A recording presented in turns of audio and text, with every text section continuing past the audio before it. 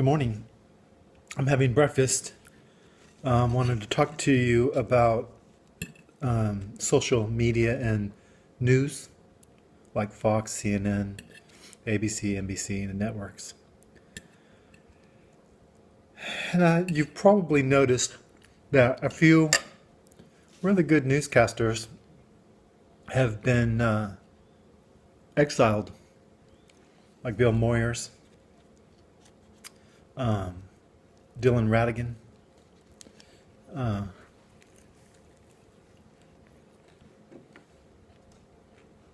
many others. Good newscasters, people that with integrity, have been kind of pushed out.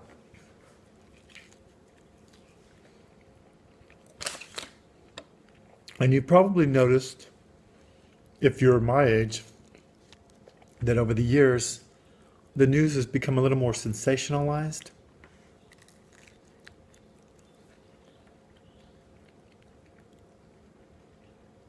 And, well, fewer incidences of investigative journalism. You just don't see the in-depth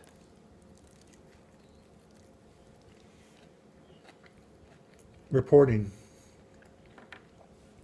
that you did 20 years ago, 30 years ago.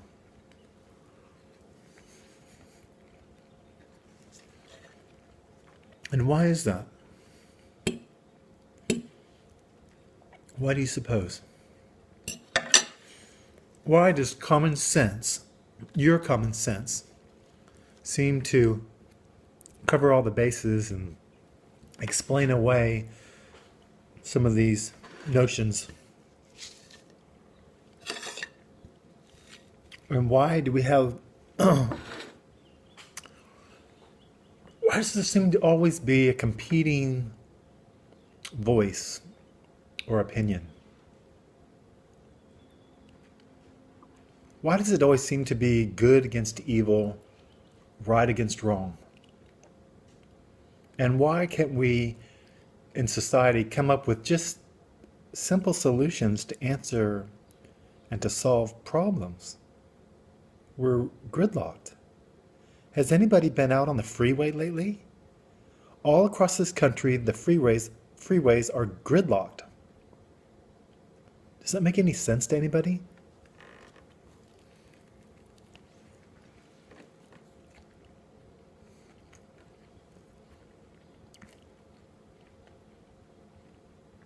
I'm a researcher. I do research in physics, quantum physics.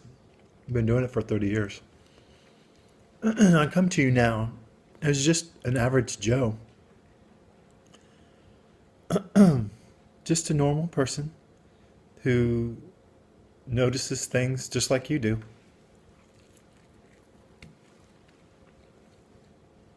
I have a garden, a small house. I have very simple needs. I've gotten a divorce.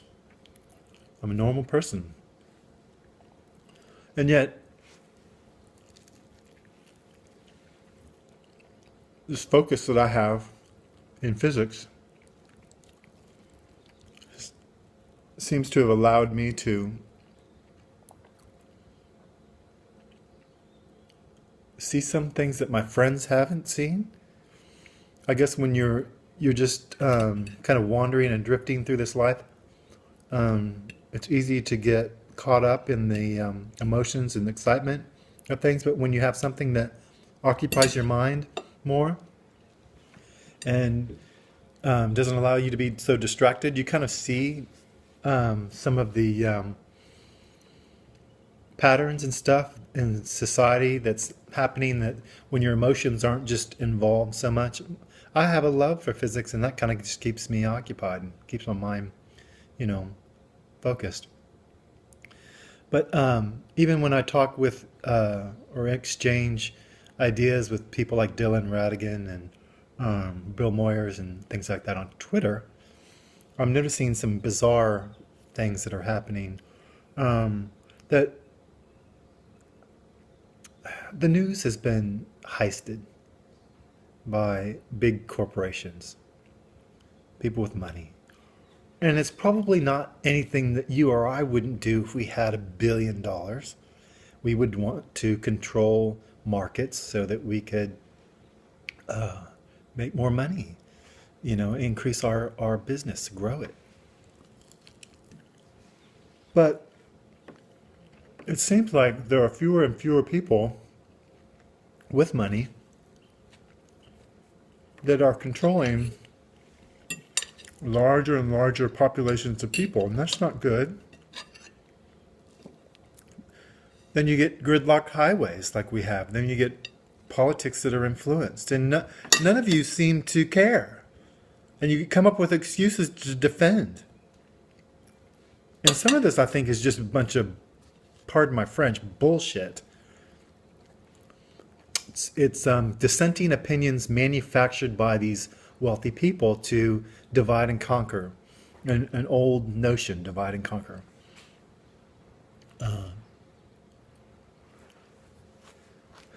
So what do we do about it? There's only really one solution, and that's the organization that organizes all organizations, and that's the church. There's really only one solution. We meet in church. We have to. Passively, with focus and discernment, we meet in church. We light candles and we pray and we gather and we talk and we obtain real information about what's going on and determine and come up with real solutions. Stop watching so much TV and inflammatory, sensational news. You're being brainwashed. This is a type of propaganda. We can't see the person that's trying to do this, the people, the families, but we know who they are. All you have to do is look at the financial records of who's getting money from whom, from where. Who are the people that Koch brothers? Who are the people, the Rockefellers, Harrimans, Browns? Who are the people that are donating to political campaigns? Who are the people behind the curtains? We've all seen Wizard of Oz.